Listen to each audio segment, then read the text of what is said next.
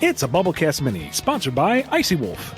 Sonic and crew go to pick pumpkins for the fall and decide to start carving them. Who would be the most artistic with their pumpkins?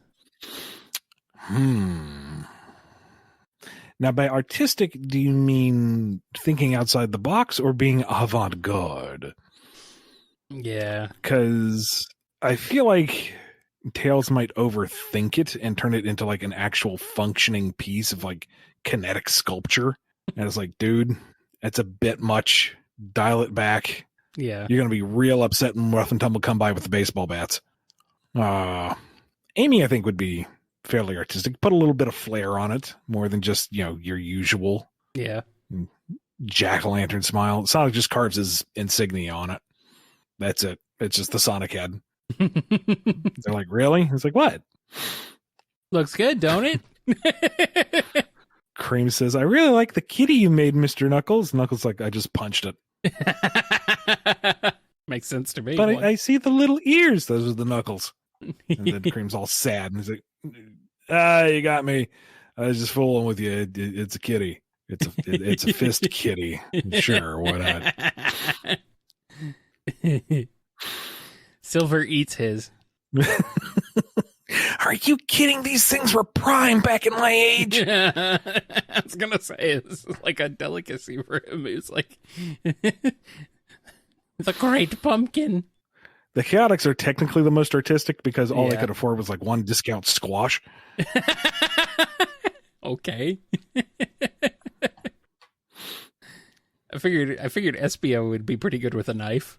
Oh, sure. So it's a very clean cut in the gourd. Yeah. Squash. Silver's like, are you going to eat that later? And Vector's like, yes! And then Eggman attacks a flying death egg-sized jack-o'-lantern. Oh, no! But also, oh, yes. It's great stuff. Trick or treat, it's defeat, and my victory is so sweet.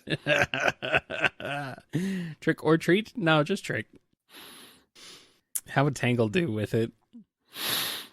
I think she does like your standard snarly jack-o'-lantern, but it's fun. It's kooky. Yeah. And Whisper is very precise. Whisper has a bit of a problem with a vaguely head-shaped object full of goo. Oh. It's much harder to deal with it up close and personal. Trauma. Why do you do that? Why do you do this, Ian? It's what I'm good at, I guess. You're good at trauma? Yeah, I guess so. Jeez. Omega's is just full of holes. Well, going by some of the alternate skins he's had in the past, he is the jack-o'-lantern. Or that, yeah. I freaking love Jack Omega. I mean, he is great. Yeah. All right, that's enough for now. For some unknown reason, Rough and Tumble find themselves in the woods, about to be sneaked upon by none other than Slender Man. Can they survive by some wacky circumstance? Exclusively by wacky circumstances. Yeah, pretty much. Like, we're talking full-do Scooby-Doo panic, running in various directions, running into each other, bouncing off trees. They're panicking in so many different directions that Slenderman can't draw a bead on them. Somehow. They're just freaking out. Until Ruff gets the wise idea to say, oh, he's the one who took your tail. And Tubble's like, what? And just like, oh, no. Folds him. Oh, no. Breaks him in half. No, more like bend him, man. Am I right? Give me back my tail. Wow. If you defeat a Slenderman, do you become the Slenderman? I have no idea. Do you inherit its power? I don't know. I have no idea. My Slenderman knowledge is very limited. Would the mythos of creatures like Bigfoot or the Loch Ness Monster have any legendary significance to Sonic's people like it does in the real world? I think to a degree, maybe a Loch Ness Monster more so. I imagine there are, given how crazy and fanciful that world is, there's got to be cryptids out there that are unknown and unexplored and undocumented in, local legends. There were a few in Archie that showed up, kind of like a Bigfoot-inspired character, stuff like that. Now, the thing with big feet in general is we've seen multiple Yetis throughout the series, so Sasquatches seem to be at least somewhat common. Yeah. But I guess the one in Sonic Superstars, you could argue maybe it's just a giant snow monkey and not really a Bigfoot, but there's Yetis were an actual hazard in Lost World, but those were also on Lost Hex, which may just be weird in general. I don't know. Yeah. Styx has been put into a house of horrors and must defend herself against everything that she has ever predicted would come after her friends. Is it a battle to behold? So Styx gets to the ending of Cabin in the Woods. Gotcha. Mm-hmm. I think initially she would be frightened and kind of overwhelmed, but she would very quickly realize that she has everything at her disposal now. She knows every one of these eldritch, alien, and uncouth entities, and that they're all vying for world domination. All she has to do is point them at each other. Styx saves the world. As she should, dang it. Nobody will believe her that she managed to get the Lizardmen and the Greys and the Illuminati to take each other out, but no, she knows. She's always known, and she's confident and satisfied with that. Yeah, she defeats them all except for the IRS. She doesn't mess with the IRS. You had to be crazy to mess with the IRS. Yeah. No, thank you. What does Sally think of horror movies? Does she have the stomach to sit through something on the bloody side? It's not the blood, I think, that gets to her. It's the lack of logic. Just be annoyed by, like, why are they acting like this? Go the other way. Don't go toward the sound, you idiot. No, don't split up. Yes, pick up that blunt object. Use that. Don't go running straight through the field. Serpentine.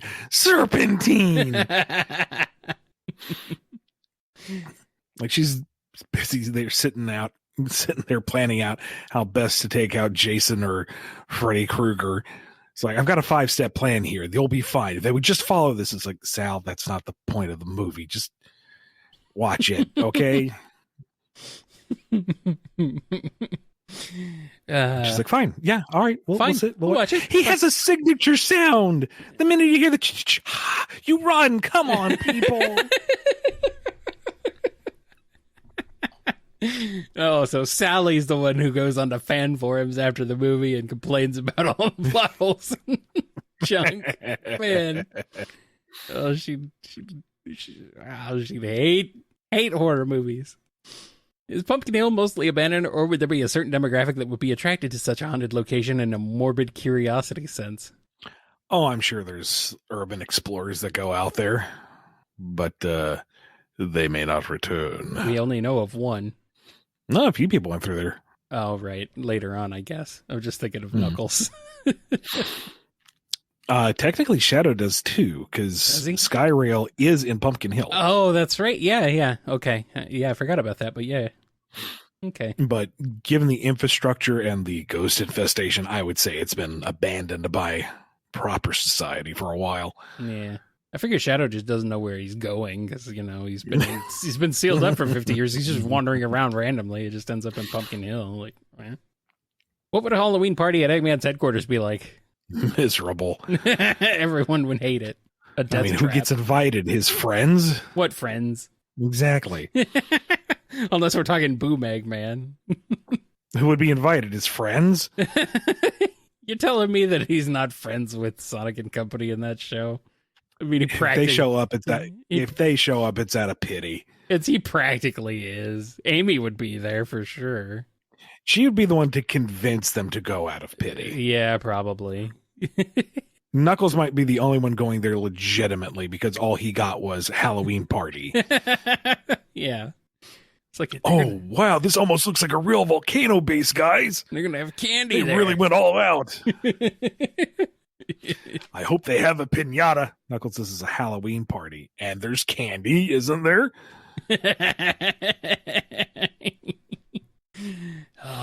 Justice for Boom Knuckles. Bring him back already. You've got the death metal skin out of the mobile games answering the door. Yeah. I was like, wow, that Grim Reaper looks just like Metal Sonic. Great costume, buddy. Don't touch me. It's not my time. Oh, Boom Knuckles, please come back. Styx tells us the scariest story of all. Some kind of like Wendigo Slenderman. Mm-hmm. And Eggman actually buys it and like locks down the entire base. He successfully captures the crew for their first time, but it's out of self-preservation. Yeah. It's by total accident. He doesn't even realize he's done it. The running battle with Sonic is Sonic just wants to go home. No, you can't go out there. You'll let the Linderman in there. The Wendigo, the Slendigo, whatever it is. Yeah, I got a good suggestion here. Orbot and Cubot are ketchup and mustard. Buddy, why are you the ketchup? I don't know.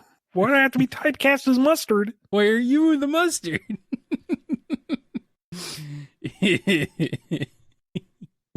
Oh, man. I like how we morphed this into a Boom episode. All the best questions become a Boom episode. All the best everything becomes a Boom episode. All right. How would an interaction between Shadow and Wednesday Addams go? Which version of Monotone. Which version of Wednesday? You look like you're dressed for a funeral. Wait, I like you. Oh, no. Like they're off to the side being, as it say, brooding little wallflowers. As it say, they're buddies. They play video games together. I imagine that he discovers her plans to disrupt the summer camp festivities. And there's just like this kind of judgmental look, and she's like, no one's going to get permanently hurt. Carry on then. Why would Shadow care? Exactly. Why would Shadow care if anyone got permanently hurt? Well, he does generally care about people's well-being out of principle. I guess because Maria told him to that one time. Mm. Yeah. Whatever. And our last question from Icy Wolfie. Could SBO make himself look like a convincing enough ghost to fool Vector and Charmy? Maybe. I think we don't know how. I was going to say he turns invisible and throws a sheet over his head. I think that would definitely freak out Charmy. It might freak out Vector even for a little bit.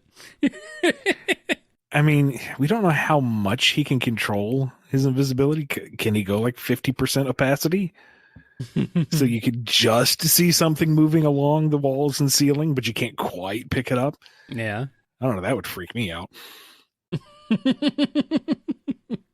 Although that would be really funny that we go with your idea and he's invisible under the sheet, and the sheet is what scares Charmy. Yes. And then Vector's like, come on, Charmy, it's clearly SPO under the sheet. Look, he takes the sheet off and there's nothing there. Great googly moogly! Forgetting, of course, that SPO can go invisible. Yeah. Once he figures out later, he's going to feel real dumb, but... Yeah. They realize they can't fight SPO. Oh no, the ghost must have gotten SPO. The ghost got SPO. Well, now we need to get the ghost to revenge our friend. SPO's having too much fun. Well, until they seek vengeance, and then now he's in trouble. Yes, because they're chasing him around the office with the vacuum cleaner. I like it. Oh, that's funny as heck. Thank you. I'm sorry this Halloween-themed mini took us until the end of November to record, and by the time it comes out, who knows what month it'll be next year. Maybe it'll be in time for next Halloween. Maybe. Thank you to Icy Wolf for sponsoring this episode. If you want a BumbleKast Mini of your own, head over to patreon.com/BumbleKast, ko-fi.com/BumbleKast, or become a YouTube member. Be good to yourselves, be good to each other, and we will see you next time on the BumbleKast.